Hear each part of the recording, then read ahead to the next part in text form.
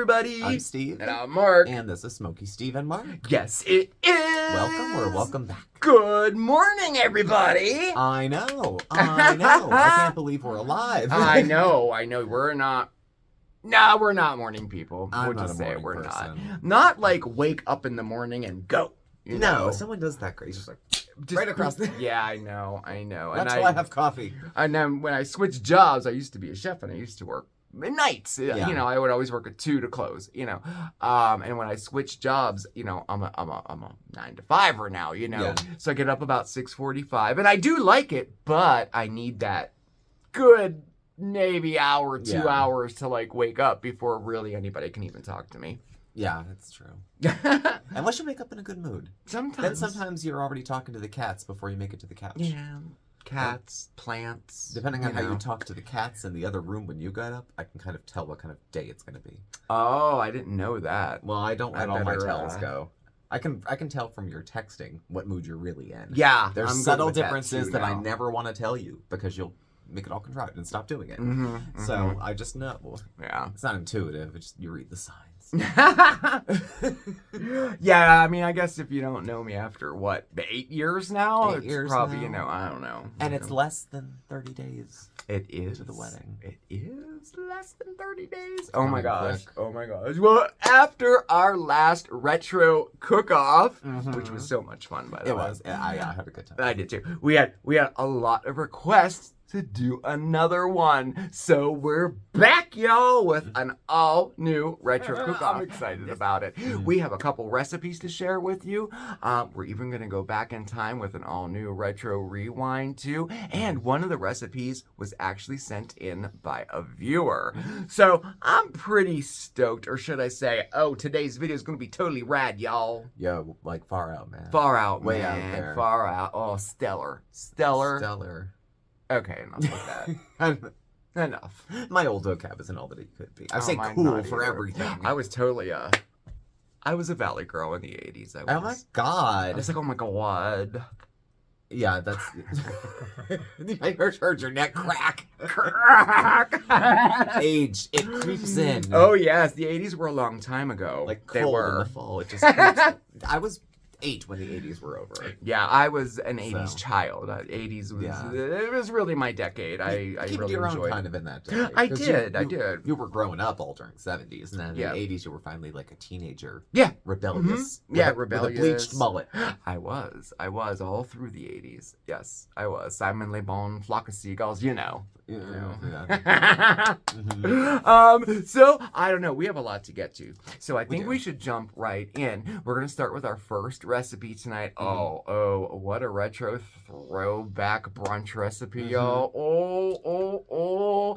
We're gonna be making some quiche Lorraine. Now he's gonna make something too, and I think we got to get everything together and get it all Like all prepared. at once and plated, Yeah, so we'll get put it that all out. ready. So while we're doing that, I thought it would be super fun to go back in time to the 80s and check out all of our favorite cereals.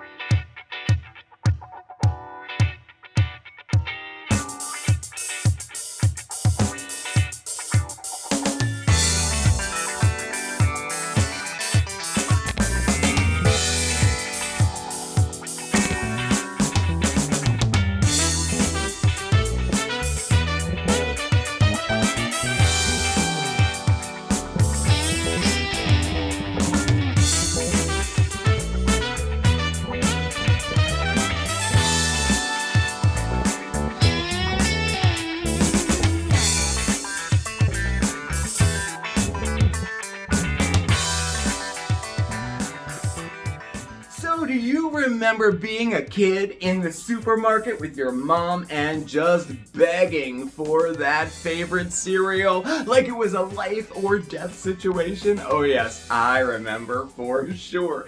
The cereals of the 80s ushered in a whole new era of products that were especially desired by kids. Yes, they were. It was definitely the heyday of the sugary breakfast cereal, and co-branding was the game. Cereals would partner up with businesses and movies and television shows and even celebrities. Heck, even Mr. T had his own cereal, for which he said he pities the person who didn't eat it. Okay, Mr. T. Well, today we are going back in time to the 80s to revisit some of our beloved and nostalgic breakfast cereals. And it all begins with, video games? Oh yes, video arcades were all the rage in the 80s and cereal companies knew this. Naturally, there was a Donkey Kong cereal too, but we're spotlighting Junior because 1, it was fruity and banana shaped, and 2, Donkey Kong Jr. was just a better video game. Uh-oh, debate! Yes, and even Nintendo had their own cereal, although it was rather short-lived. And movies too! Made with E.T.'s favorite flavors, chocolate and real peanut butter, these were brilliant, a sort of Reese's Krispies in a way, and Goldenrod himself got his own cereal in 1984, a year after the first Star Wars trilogy wrapped up. Now this is genius. 2 different cereals in one box. You could eat one flavor or the other flavor or combine the 2 for a crazy breakfast. This was breakfast candy indeed for your taste buds. And check out this curiosity from 1982. Now, it never really took off. In fact, it never made it to the mass market, despite its, well, alluring flavors. I mean, come on. And its adorable explorer, PB, and his dog, Jay. I don't know why it never took off, do you? And would you eat this cereal if it were out today? Okay, I would. Sweet, sweet, sweet. That was the name of the game in the 80s. I mean, dentists must have loved the 1980s. This breakfast cereal basically took Golden Grahams and dusted them with cocoa and added marshmallows. And donuts, or donuts, well, they were quite the rage, probably because it was an easy way to rebrand Cheerios for sugar fiends. And this one, well, hey, it had 8 essential vitamins. Is chocolate a vitamin? Gosh, I hope so. Okay, see. It wasn't all about the kids' demographic. These chewy nuggets from 1982 basically raisin-stuffed mini-wheats. And they were quite tasty, too. Ooh, the Monster cereals first started in the early 1970s. The idea was that they would base the cereals on cartoon versions of classic movie monsters.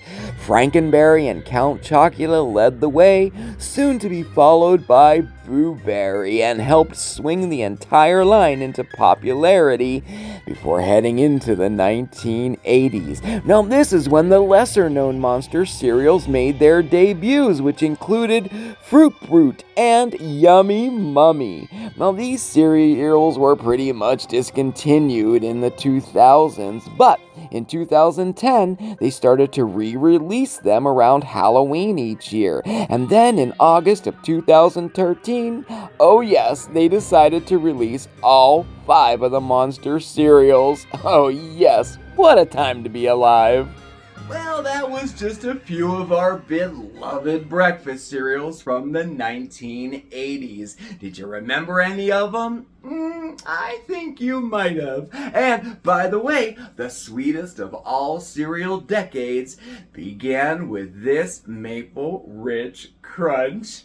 Well, I hope you enjoyed our trip down memory lane, and we'll see you next time. Okay, I gotta go get some cereal now.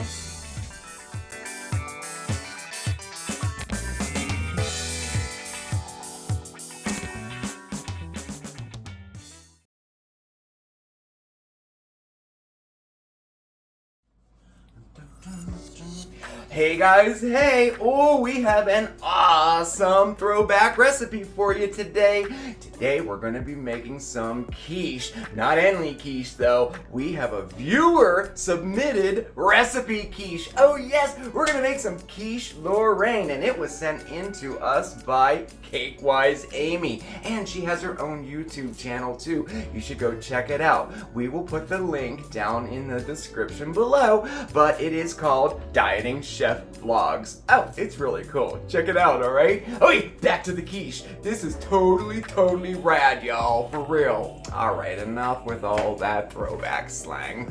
Quiche Lorraine, traditionally is a quiche that's made with bacon, yellow onion, and Gruyere cheese. But today's recipe is switched up just a little bit. So, do you want to get started?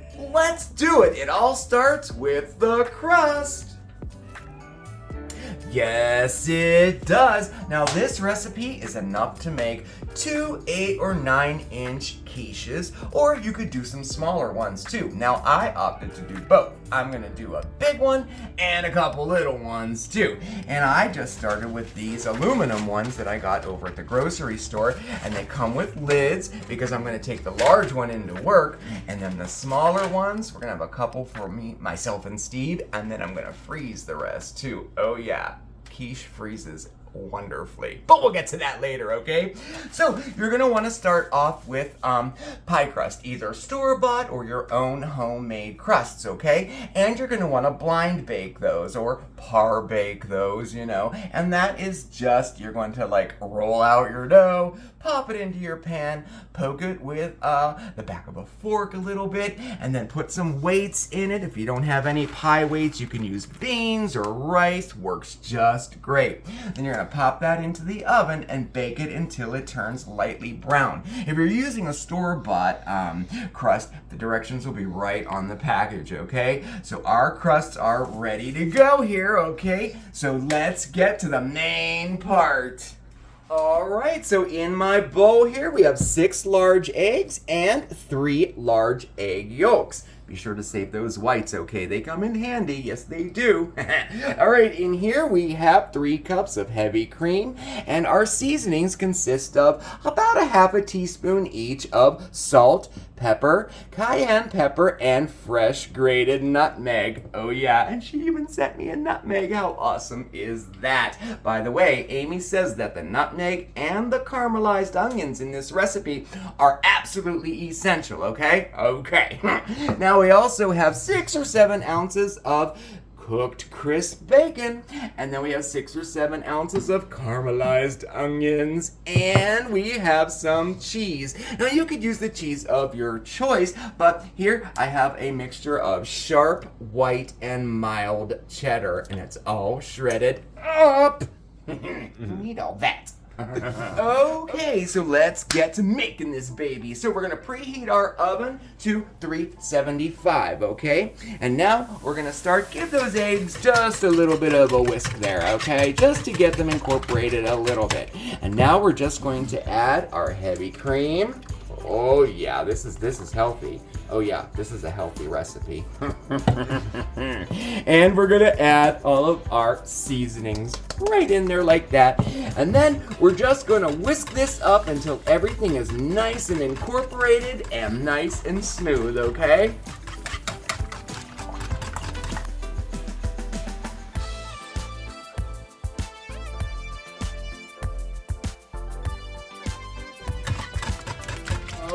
Okay, I think we're good.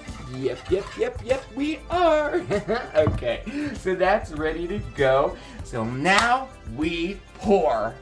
Okay, so our pies are ready to go. Look at my little bean marks. That's so funny. Hey, if that bothers you, by all means, put a piece of parchment paper down first before you put your beans or your weights in there, and it won't be an issue. But of course, I know better, right? I didn't do it, and now we have that.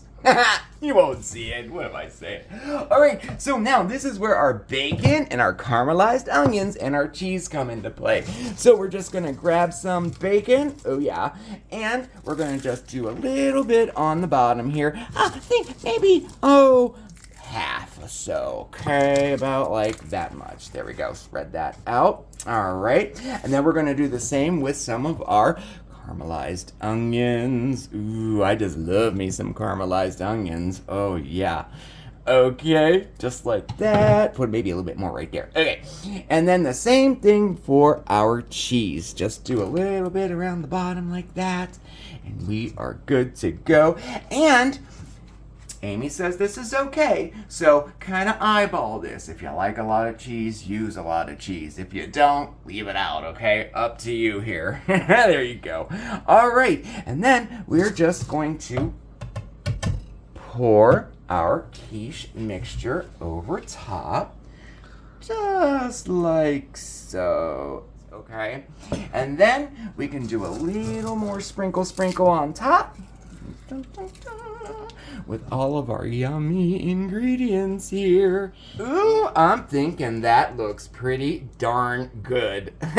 Okay, so now you would just, repeat with however many pie crusts you have left, okay? This recipe, you can double it if you want. You can cut it in half if you want, okay? Very forgiving recipe, all right? So now we bake. We're gonna bake in a 375-degree oven, and we're gonna check that around 25 minutes. Now the total cooking time will depend on how large of a pan you're using, how deep you're doing, but let's just check it at about 25 minutes, okay? I'm anticipating about 40 minutes, so I guess we'll see. All right, into the oven she goes.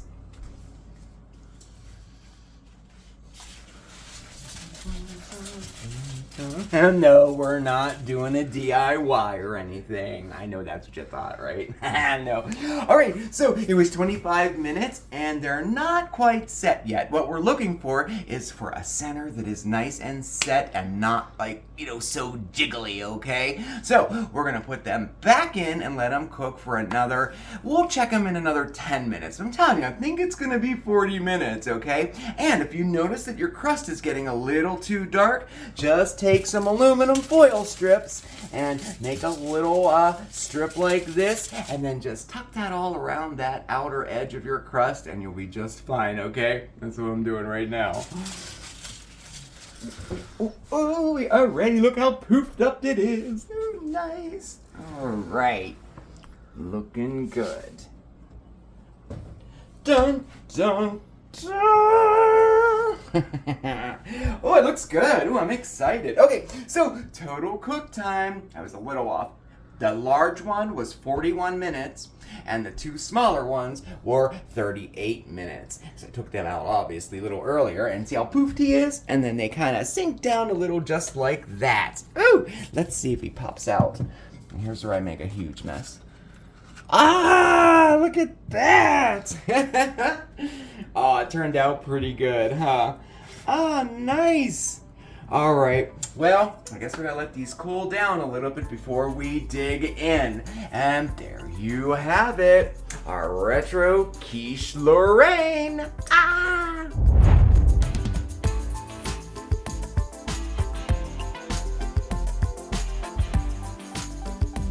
Oh, sweet and umami-packed caramelized onions. Oh, they just make so many dishes just better, right? But the only catch to that is that a lot of people are intimidated by making them. I mean, after all, it can take over an hour to make, and they're prone to scorching and turning out bitter. When I was in culinary school, I was taught that the enemies to caramelization are movement and moisture. Now, in my many, many years since culinary school, I have to respectfully disagree with that. In fact, these elements are exactly what is needed to make perfect caramelized onions, all right? So, let's make some. So the first thing we're going to do is cut our onions. Now you can do that in slices or in dices like I'm doing now. And just try to get them, well, as uniform as possible.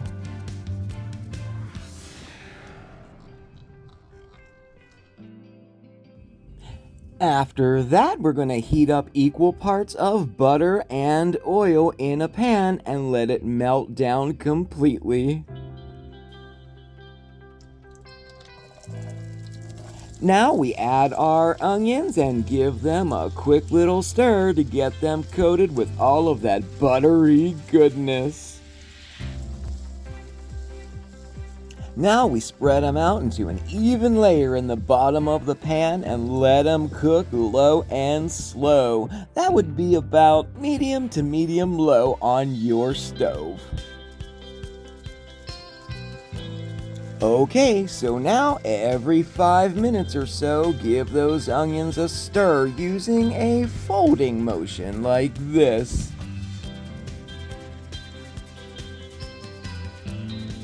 Ooh, look at that color. Nice. Okay, so after about 15 minutes of cooking, we're gonna add a sprinkle of salt to our mixture. This will help with the caramelization process. Give that a stir in, and let her cook.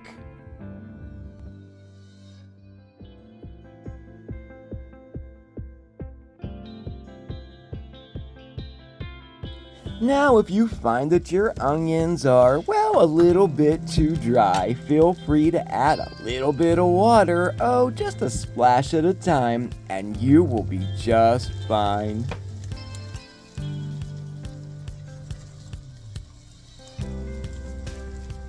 Ooh, these are looking good. Okay, we're just about done. Our total cooking time was 45 minutes.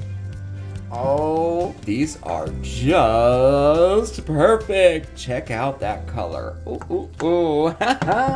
So, onions are naturally sweet, and caramel is made by just the simple slow cooking of sugar. So when you slow cook onions, it releases all those natural sugars, resulting in an intensely wonderful flavor. And also remember too, these babies reduce down a lot. For example, 5 large onions, it'll get you maybe 2 cups of caramelized onions, right? So anyway, this will get you perfect caramelized onions every single time. But what do you do with them, right? Oh my gosh, you can top a steak with them. Hey, puree some of that up and throw it into soup. Oh, for added flavor. Oh, it's so wonderful. Or how about a pizza topping? There's endless possibilities with caramelized onions. You know what I like to do? Oh yes, I get out my my ice cube tray and I fill them up with my caramelized onions. Oh yes, just like that, and then I pop this into the freezer. When they become solid, I pop them out, put them in a freezer bag, and then I have them from whenever I need them. I can literally take one out, pop it into soup. Take one out, put it on top of my steak. Oh yeah. You can freeze these for up to 3 months in the freezer, or you can refrigerate them for up to 4 days in the fridge. So, there you have it, our caramelized onions. Oh yes, just perfect every time.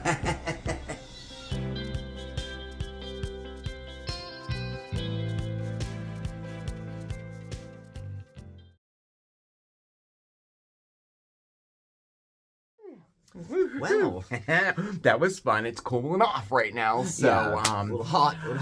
Yeah. So this is a retro cook-off. Mm-hmm. So that means I gotta bring it's something your to the turn. Table. Yeah, you do. I'm gonna be making bacon strip pancakes. Ooh. Throwback recipe. It's all good flavors. Can anything be bad with bacon? No. And then you can smother it with sweet things later, perhaps. Oh, like syrup and stuff? Well, we'll find out. Oh, I'm anxious. Well, you want to check it out? Yeah, all right. It's all see's you. believing. Let's go. Let's go. Oh, Steven's getting ready for his retro breakfast recipe. And you know what? I got to thinking, where the heck did brunch even come from, right? Well, the first mention of the word brunch in print was in 1895 in a British article in Hunter's Weekly. Now in it, and that article was called Brunch, a Plea. Author Guy Beringer suggested that the traditional post-church heavy breakfast actually should be substituted with lighter fare and actually being served later in the morning or even early in the afternoon. And since that article, oh boy, brunch really took off. Although it didn't gain popularity here in the States until the 1930s. But by the time 1960s came along, oh boy, its popularity was really rolling along, and we first started to see brunch-specific cookbooks on shelves everywhere. Now, brunch was always considered a Sunday thing until the 1990s. Somehow, some way, in the 1990s, the popularity of brunch extremely took off here in the States, and then it became known not only as a Sunday meal, but a Saturday meal or a meal for any day of the week. And today, well, I don't have to tell you, brunch is as popular as ever. Especially those retro brunches, right? And here we are. So I'm going to be sharing with you today a recipe.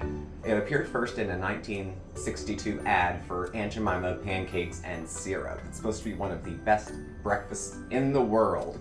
Quote unquote, their quote. So what we're going to do today is do a recreation of it, a little retro recreation. So it's very simple. We're going to be using pancake mix. It's going to be pancakes. And then bacon. So I'll take you right to left here and I'll show you what's going on. So this recipe you can double, triple. What you need to really do is just follow the directions on whatever boxed mix you have. If you're making homemade, how nice for you. But for the rest of us, see what it has as far as you need water, eggs, milk, anything like that, okay? Ours is Pearl Milling Company. For anyone who's not familiar, Aunt Jemima retired. And this is the name of the company now, so all their products fall under here as well. So let's make some pancake mix, huh? So what I've got here is 1 cup of pancake mix. Mine called for oil, eggs, and milk. So it's 1 egg, 1 tablespoon of oil, and the milk, it called for 3/4 of a cup on the boxed recipe. But we're gonna go shy on that. Whatever milk or water you're using, dial it back from maybe 3/4 of a cup to 2/3 of a cup and see if that works better. You don't want the pancakes to bleed all over the place and just have a little bacon ridge in the middle. So, do it too. And then goes the pancake mix, the egg, the milk, and I'm gonna go even more shy on that. If I need it, I'm gonna add the rest of that too. And a tablespoon of oil. Use any oil you like. I mean, don't use sesame or something, but you know. Okay. Now we whisk. Gently. You can beat the crap out of pancakes and make them tough, so just gently until it's all mixed together. All right?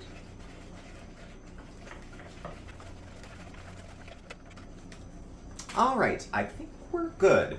Again, you want it a little thicker, and as it sits, it gets a little thick too. But that's what we're going for. Pourable, but not runny. So we can't have bacon strip pancakes without bacon as well. So this is about a 1/2 pound of bacon, and I did mine in our caloric air fryer oven type thing. Their setting was, what was it, 9 minutes at 425, something like that. I Googled other ones to check, and it was 350 for 10 minutes. If you're going to use an air fryer, just stick with one of them and keep an eye on it. It is bacon. The house got a little smoky. You could do it in the oven also. Good reason to do it is that it's flat, so the pancake can just go on top. So we have our bacon. It's been cooled. It was crispy when we finished it. We got our pancake mix, and we'll need a little butter to get the pan going. And I'm ready to make some pancakes. Y'all ready? I'm ready. Here we are again. It's been so long since I've seen you. So we are at the griddle, okay? So I've got about a tablespoon of butter, just zhuzhed all over it. Get it loose. You could have used bacon fat if you had any left over. That's nice too. So we're gonna take, you could probably get 3 around here. So the bacon, about 2 inches apart, at least, on top. I'm gonna let that warm up a little bit. And then once it warms up, we're gonna get at it with our pancake mix. We want these guys to just kind of warm up and finish off. Alrighty, so we got our bacon sizzling. And I'm using an ice cream scoop because it's easier to measure. And we're gonna go down the whole length of the bacon. Now this is our first round, so sometimes you know how you always throw the first pancake out? We'll see. Comes out to about 1 scoop each.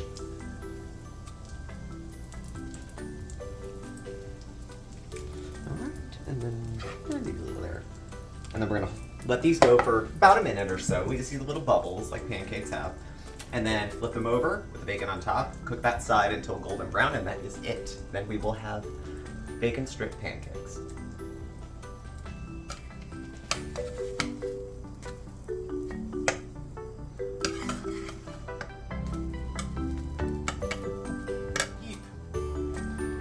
Hot maple syrup and butter handy, because it's going to be an emergency if you don't.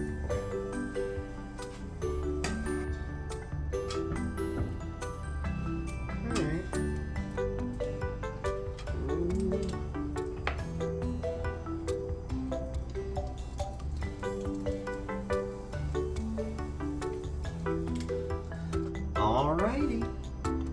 That's a good looking stack of pancakes, I have to say. And there you have it. Bacon strip pancakes.